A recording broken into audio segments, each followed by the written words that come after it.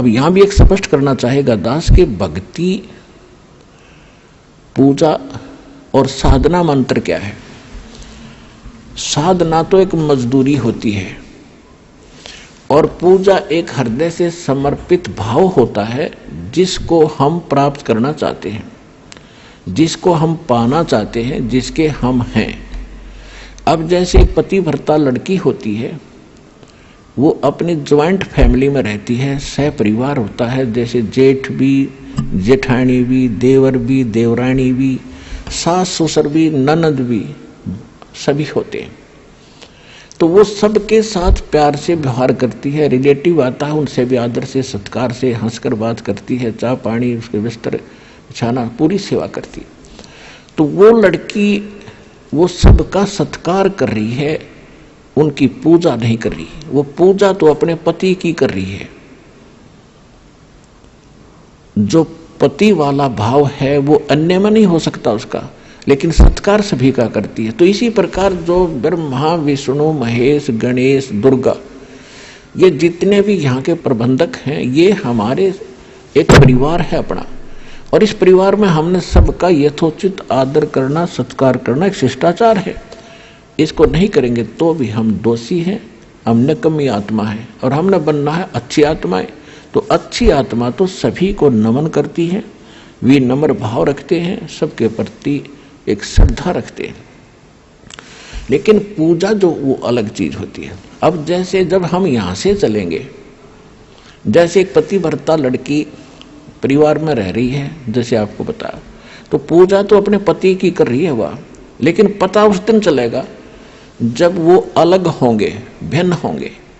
जब वो अलग होंगे, न्यारे होंगे, तो वह लड़की के हिस्से में जितने भी बर्तन आवेंगे, कोई चारपाई, गदला, रजाई आवेगी, वह उठा के सारे अपने उस कमरे में रख लेगी जो उसके पति के हिस्से में आया है, और एक चम्मच भी ना छोड़ा अपने हिस्से की, सारी ठाक अपने पति के साथ चली जाएगी। तो उस दिन पता चलेगा वह पूजा किसका करे थी।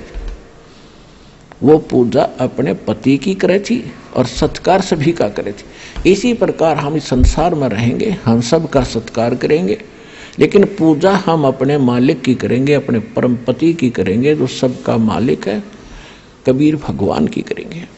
और ये सभी जितने भी यहाँ के, जैसे असुर निगंध रामायणी में हम सबका सत्कार करते हैं, छोटे से लेकर 500 तत्वों तक की आरती इसके अंदर आ जाती है। तो हम सबका सत्कार करते हैं। सत्कार करने से विनम्रता आती है, और ये फिर ये ब्रह्मा, विष्णु, महेश या जितने भी कोई भी है देव, ये आपको टच नहीं कर सकते। इनके ऊपर फिर डंडा है परमात्मा का कि ये आपका एक सत्कार करते हैं, और फिर भी आप इनको सताओगे तो इनको ज्यादा सजा मिलेगी। ये जो आपको विधि बता रखी, ये आपके प्रोटेक्शन के लिए है, भगवान का विधान बनाए रखने के लिए है, और आपको इस संसार रूपी सागर से पार होने के लिए सफर में सहयोगी रहेंगे, आपका प्रोटेक्शन करेंगे ये देवता, और सभी आपके घरों के चारों तरफ पैरे दिया करेंगे जो सतगुरु कबीर साहब के इस नाम से जुड़ जाएगा।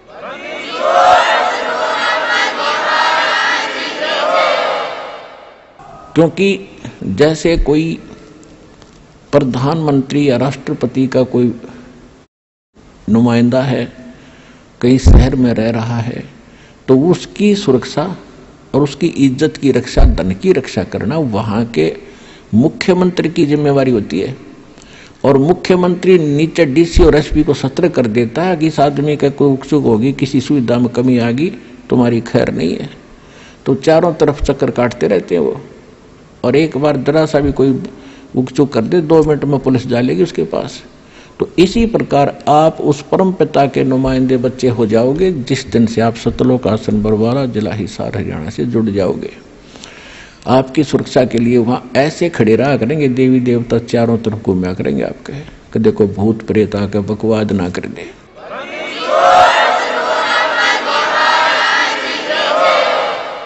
तो यहाँ के जो मंत्री, प्रधानमंत्री या जो ब्रह्मा, विष्णु, महेश, ये काल, ये भी थर थर कांपते उस परमात्मा से।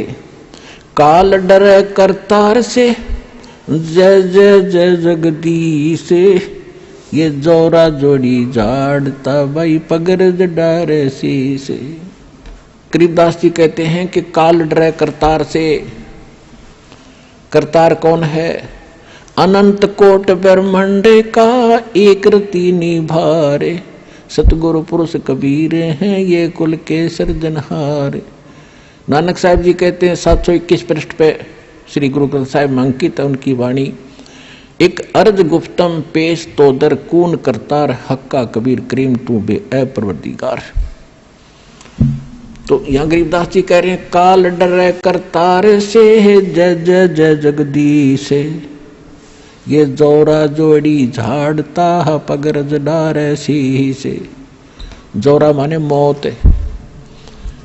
एक तो जरा शब्द है, जरा संस्कृत में उसको बुढ़ापा कहते हैं। एक जोरा है संत भाषा में, ये मौत को कहते हैं। कहती है मौत भी उस कबीर भगवान की जूते साफ करती है कि जब आपका आदेश होगा तभी मैं किसी के आपके भक्त के निकट जाऊंगी, न निकट नहीं जाऊंगी। और ये काल परमात्मा से डरता है। काल जो पीसे है पीसना और जोरा है पनिहार, ये दो असल मजदूर हैं मेरे सतगुरु के दरबार। पुण्यात्मा ये बात कोई छोटी गहन नहीं है। आम आदमी कोई भूत प्रेत के बारे में गलत नहीं बोल सकता, देवता के बारे में नहीं बोल सकता। और ये स्पष्ट कहा गया है कि यु काल तपी से पीसना, यानी पहले राजाओं के नौकर जो होते थे, कोई तो उनके आटा पीसा करते थे और कोई पानी भर के लाया करती किसी की, और जो नागरिक औरतें उनको पैसे दे देते थे, मजदूरी देता था राजा। तो यहाँ परमात्मा कहते हैं ये ज्योत स्वरूपी निरंजन, जो 21 ब्रह्मांड का मालिक ब्रह्म, ये तो कबीर भगवान का पीसना पीसता है, यानी उसका नौकर है, उसके आदेश से चलता है। सब कुछ समझाने के लिए ये सब वाणी बोली है। काल जो पीस है पीसना, यानी चाकी पीस चलाता है हाथ से, और जोरा है पनिहार, या मौत उसके पानी भरती है परमात्मा के, यानी नौकरानी है। और ये दो असल मजदूर हैं मेरे सतगुरु के दरबार। क्योंकि आंखों देखा भगवान की महिमा से परिचित होकर गरीबदास जी कह रहे हैं। तो यहां प्रसंग जो चल रहा है कि सत्कार और पूजा और साधना में सत्कार में अंतर होता है। साधना और पूजा में अंतर कैसे होता है, एक और उदाहरण देते हैं आपको। जैसे हम ये मंत्र जाप करते हैं, बाकी एक नाम को छोड़ के सार नाम को, बाकी तो ये अन्य मंत्र यहीं के हैं सारे, कुछ आपको पता ही है। लेकिन हमारा उद्देश्य, ये तो हमारे इंस्ट्रूमेंट हैं, ये हमारे औजार हैं उस पूज्य वस्तु को पाने के लिए। जैसे हमने हैंडपंप लगाना है, तो हैंडपंप लगाने के लिए हम जो भी साधन प्रयोग करेंगे वो तो साधना है, वो हमारी पूज्य नहीं है। उस पूज्य वस्तु को पाने के लिए, यानी उस जल को पाने के लिए जो हमारा पूज्य है, जिसके लिए हम प्रयत्नशील हैं, तो उसके लिए जो भी हम बोकी और पाइप मेहनत परिश्रम जो करेंगे उसको लगाने के लिए, तो वो तो समझो साधना है। और जिस वस्तु को पाना है वो हमारा पूज्य है। अब यहां इस 3 नाम के मंत्र का थोड़ा सा, और प्रथम मंत्र का, अब ये कैसे इंस्ट्रूमेंट है हमारे, कैसे हेल्प करेंगे। प्रथम मंत्र जो आपका है, कहते हैं 5 नाम गायत्री गैबी आत्म तत्व जगावे। इस प्रथम मंत्र के जाप करने से आपके अंदर एक विशेष कसक परमात्मा की तरफ बनी रहेगी।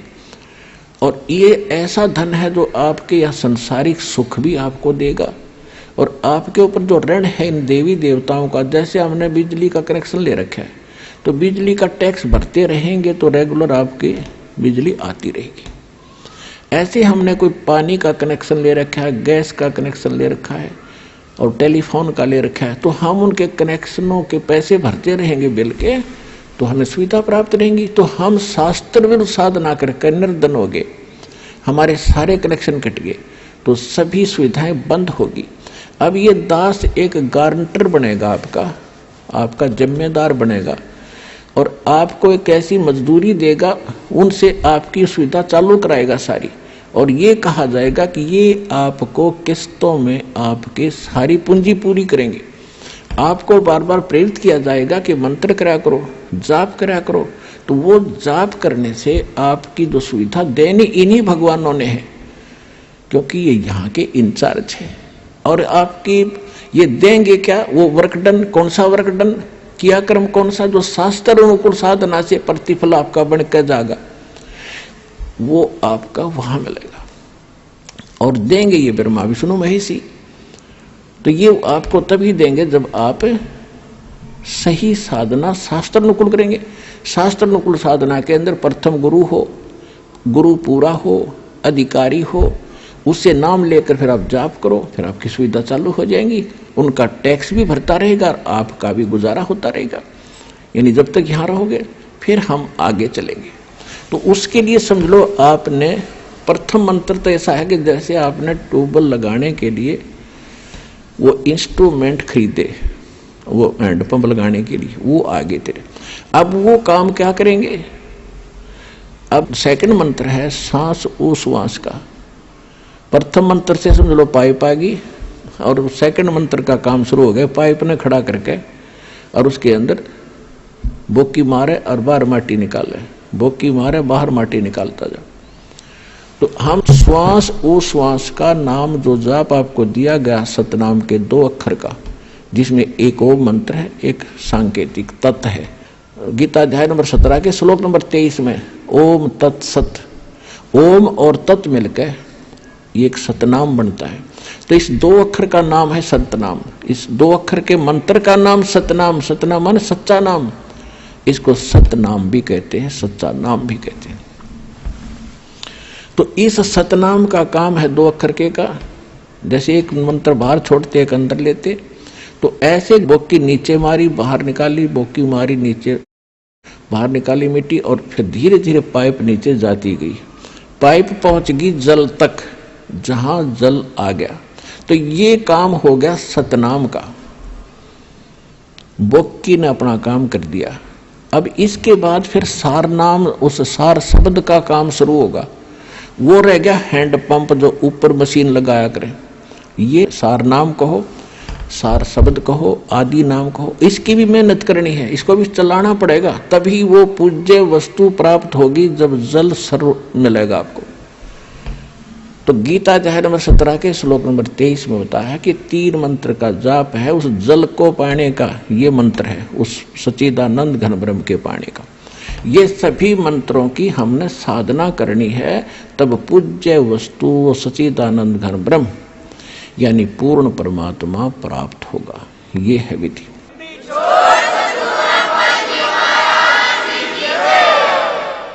अब वो कैसे प्राप्त होगा? अब प्रथम मंत्र आपको दे रखा है, तो प्रथम मंत्र और लास्ट मंत्र, इनकी जो कमाई है ये आपकी सेव रहेगी, सेफ रहेगी, बचत रहेगी। और बाकी जो 5 नामों की कमाई है, साधना है, ये हम प्रथम जाएंगे जब आत्मा हृदय कमल से चलेगी। हृदय में रहती है आत्मा का मूल वास, यहाँ पर है। जागृत में फिर यह नेत्रों के पास आ जाती है, यहाँ बैठकर सारा कंट्रोल करती है। जब हम चलेंगे तो हम सीधे मूल कमल पर जाएंगे। वहां पर गणेश जी की चौकी है, वहां बैरियर है। तो वहां जाकर के हम जब पहुंचेंगे, गुरु साथ होगा। जैसे वकील होता है तो उसके साथ साथ वो सारे काम कागज पूरे करता हुआ, अकाउंट क्लियर कराता हुआ आपका आगे चलता, जैसे सीए होता है, यो समझ लो। तो परमात्मा की आपको वहां से लेकर आखिर तक आवश्यकता पड़ेगी।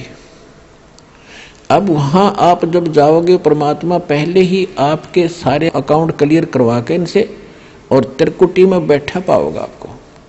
जब आप यहां से चलोगे, संसार छोड़कर मूल कमल में जाओगे, जहां गणेश जी का कमल है, तो वहां आपके अकाउंट क्लियर, सारे क्लियर पाओगे और आपको तुरंत रास्ता दे दिया जाएगा। चलो जी जाओ, आप कागज पूरे आपके, जाइए। फिर आप आओगे सावित्री ब्रह्मा जी वाले कमल में, जिसको अधिष्ठान चक्र कहते हैं, स्वाद चक्र भी कहा है। इसी तरह वहां से आपको क्लीन चिट तैयार मिलेगी। अब जाइए, फिर इसमें नाभि कमल में आओगे विष्णु जी के कमल में, फिर यहाँ से भी आप आगे चलोगे कि आपका अकाउंट क्लियर जाइए हृदय, फिर कंठ कमल, फिर आप पहुंचोगे त्रिकुटी पे। जब आप त्रिकुटी पर पहुंचोगे वहां परमात्मा मिलेंगे इस दास के रूप में। अब जैसे आप यहाँ गुरु जी के प्रति जैसा व्यवहार, जैसा विचार और जैसी श्रद्धा आपकी है, ये आपकी यहाँ रिहर्सल कराई जाती है कि गुरु मानुष कर जानते ते नर कहिए अंध, ओवे दुखी संसार में आग काल के फंदे। गुरु को मानुष नहीं जाने, गुरु गोविंद कर जानियो, रहियो शब्द समाए, मिले जब दंडवतम बंदगी, नहीं पल पल ध्यान लगावे। गुरु गोविंद दोनों खड़े काके लागू पाए, बलिहारी गुरु अपना जिन गोविंद दियो मिलाए। अब परमात्मा ने यह सिद्ध करना हमारे को एक ट्रेनिंग दे रहे हैं कि जैसा व्यवहार आप इस दास के प्रति कर रहे हो ऐसा ही भगवान के प्रति माना जाएगा, और जैसा आप दिन में रिहर्सल कर रहे हो रात में सौपन भी वैसे ही आएंगे। तो संसार छोड़कर जब जाओगे आपको सौपन सा बनेगा। तो जैसा आपकी आस्था यहाँ वहां तो सामने स्पष्ट नजर आओगी, तो वहां आपकी परीक्षा होगी। अब जैसे वहां गुरु जी के साथ भगवान खड़ा हो, आपने परमात्मा को देखा नहीं, केवल चित्र चित्र देखे हैं उनके, तो वहां जाकर आप किसको प्रणाम करोगे? गुरु गोविंद दोनों खड़े किसके लागू पाए, बलिहारी गुरु अपना जिन गोविंद दियो लाए। यानी हमने इतना दृढ़ होना है इस मार्ग पर सफल होने के लिए। वो जो दास के रूप में होगा वो भगवान ही होगा वहां पर। अब परमात्मा ये भी देखते हैं कि जैसे 120 वर्ष भगवान रह कर चले गए यहाँ पर, और इस दास के स्थान पर अगर वो आज होते तो आप तो पहचान तो सकते ही नहीं, क्योंकि जब भी ना पहचाना, क्योंकि जो लाहे का काम करें, एक लंगोटी ही बांध, धोती ही बांध के फटे पुराने कपड़ों में घूमे फिरे, सारा काम करें, तो हमने सोचे जन साधारण आम आदमी है।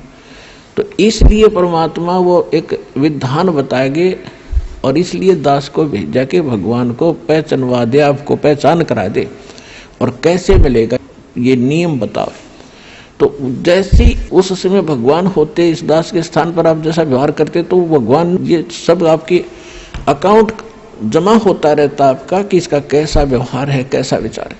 तो अब दास ये देख रहा है, दास के प्रति जैसा आपकी भावना, जैसे आपके विचार, आपकी श्रद्धा है, तो आपकी वहाँ बुक में लिखे जा रहे। परमात्मा वाले स्थान के पास आपकी एक अलग से पैड है, आपकी बही है, आपका अकाउंट खुला हुआ है, एक फैक्स वहां जाता है। तो उस समय फिर आपका जैसा स्वभाव आप वहां प्रयोग करोगे त्रिकुटी पे, जैसा आप यहां कर रहे हो एज इट इज होगा। फिर वहां से अगर गलती कर दी तो आपको फिर भी वापस पटक दिया जाएगा, वहां से भी आपको फेल होकर वापस निराशा हाथ लगेगी। यहाँ अलग बात है कि किया हुआ कर्म यहाँ ऊपर के ब्रह्मांडों में आप देवता बने रहोगे हजारों लाखों युगों तक, और फिर वहां आपकी पूरी पूंजी भक्ति नाश करा कर ये वापस पटक देगा धरती पे। तो इससे बचने के लिए जो पहले हम मार खा गए, हमने धोखे खाए, उससे बचने के लिए अब ये फावल पॉइंट बताए जाते हैं। इसमें दृढ़ रहना बच्चों, बार बार यही आपको बताया जाता है। जब आप त्रिकुटी पर पहुंचोगे तो वहां ये नीचे के मंत्र तो हो गए साफ, कंठ कमल तक सारे आपका हिसाब किताब हो गया। आपके साथ वो 2 मंत्र का जाप वो और साथ है। यहाँ कंठ कमल से लेकर त्रिकुटी तक जाने का बहुत लंबा रास्ता है। ये तो एक यहाँ तो मैप है, वहाँ ओरिजिनल चीज है। तो वहां जाने के बाद जब आप पहुंचोगे तो 2 मंत्र आपके पास होंगे, 3 मंत्र होंगे, उनकी कमाई आपके साथ होगी। ओम तो ब्रह्म का है, और दूसरा जो मंत्र सांकेतिक आपको दिया जाता है सतनाम में, वो अक्षर पुरुष का मंत्र है, सात संग ब्रह्मांड के स्वामी का। अभी तक हमारे को 10वां द्वार का ही ढोल पीटा गया ऋषि व ऋषियों के द्वारा। और एक जम्मू के अंदर मधु परमहंस को आवे, कबीर पंथी को और कख का पता नहीं इसने, और वो कबीर साहब की किता अधूरी सी बाणी पढ़ ली, 11वीं खिड़की एकादश, और वो छाती कुट्या करता ने कहा था मेरे जैसा किसी के पास ज्ञान नहीं, इस ब्रह्मांड में जो वस्तु है मेरे पास नहीं, और 11वां द्वार पा गया, 11वां द्वार इसे किसी ने बताया नहीं। कमाल के आदमी है ये तो कबीर सागर में लिखा है, आपने पढ़ लिया तो कला टूट गया। भक्ति आपके पास नहीं, ज्ञान तुम्हारे पास नहीं, जबकि कबीर साहब ने तो 12वां द्वार बताया है, 11वां नहीं है। 11वां तो अक्षर पुरुष के लोक में जाता है, इसने उसका भी ना पता, वो सुन रखी है 11वां द्वार एकादश खिड़की लगी। अब क्या है, जो ओम नाम के जाप का कमाई है वो वहां त्रिकुटी पर अकाउंट करवा दिया जाएगा। धर्मराज के दरबार में जाएंगे, परमात्मा आपके साथ होगा इस दास के रूप में, और उनसे कहेगा भी इसका हिसाब करो। गीता अध्याय नंबर 18 के श्लोक नंबर 66 में आपका विधान है, क्योंकि वहां जैसे वकील बताते हैं जजों के सामने जी ऐसा सब उस धारा में ऐसा लिखा है, ऐसा लिखा, ये खरा उतरता है तो जज उसको स्वीकार करता है। तो जाते ही अब जैसे कबीर साहब के एक शब्द है, कर ले गुरु वकील मुकदमा भारी है, भाई कर लो गुरु वकील मुकदमा भारी है। तो गुरु एक वकील का भी काम करेगा आपका। तो वहां जाकर के भगवान होंगे इस दास के रूप में, और वहां उनको कहेंगे जी आपके विधान में लिखा है, गीता अध्याय नंबर 18 के श्लोक नंबर 66 में, सर्वधर्मान परित्यज्य माम एकम शरणम व्रज अहम तवा सर्व पापे भयमोक्षामि मा शुच। इसका अर्थ इन्होंने गलत कर रखा आज तक के अनुवादकर्ताओं ने। इन्होंने क्या कर दिया, श्री कृष्ण जी कह रहा है, ये श्री कृष्ण मान रहे थी तो कि तू सब धर्मों की सब पूजाओं को छोड़कर एक मेरी शरण में आ जा, फिर मैं तुझे सब पापों से मुक्त कर दूंगा।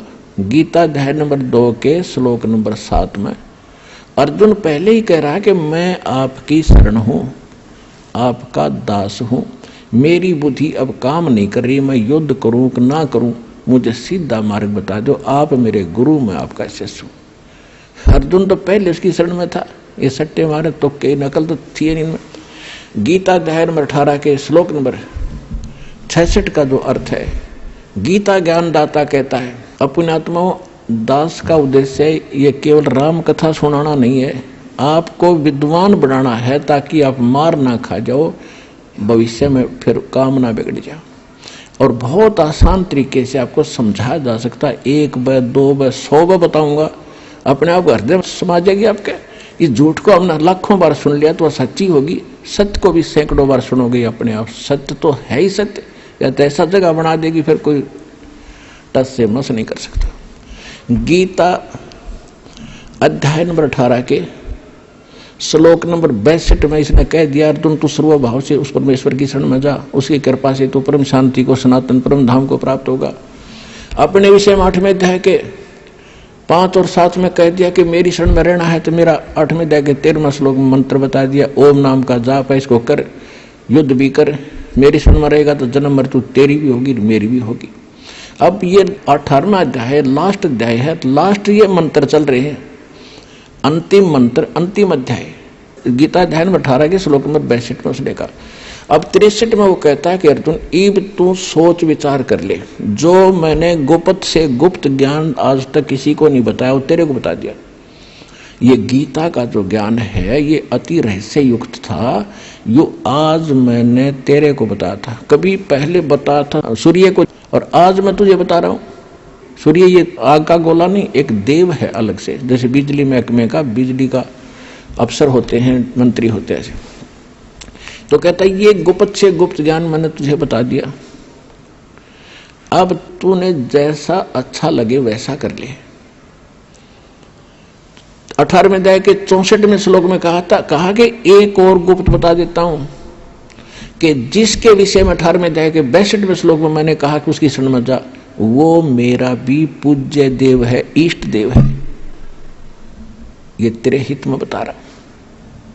18वें अध्याय के फिर 65वें श्लोक में कहता है कि अर्जुन, यदि तूने मेरी शरण में आना है तो मुझे नमस्कार कर, मेरा भक्त बन, चिंता ना कर, तू मुझे ही प्राप्त होगा। फिर 18वें अध्याय के 66वें श्लोक में फिर कहा है, यदि तूने उसकी शरण में जाना है तो सर्वधर्मान परित्यज माम। 18वें अध्याय के 66वें श्लोक में कहा है कि आपने 18वें अध्याय के 62 में जिसके बारे में मैंने कहा श्लोक में, उसकी शरण में जाना है, सदा जन्म मृत्यु से रहित हो जाना है, कंप्लीट आपने पीस चाहिए, संपूर्ण शांति चाहता है, तो मेरे सतर की 18वें अध्याय के 66वें श्लोक में कहता है, सर्वधर्मान परित्यज माम। मेरे सतर की जो पूजाएं हैं, इसके सतर की कौन सी पूजाएं हैं? ये 500 यज्ञ करते हैं, ओम नाम का जाप आज आप श्वास से जो जाप करते हैं, ये उसके सतर की, ब्रह्म के सतर की भक्ति पूजाएं हैं। ये मुझे छोड़ दे, मुझे दे दे।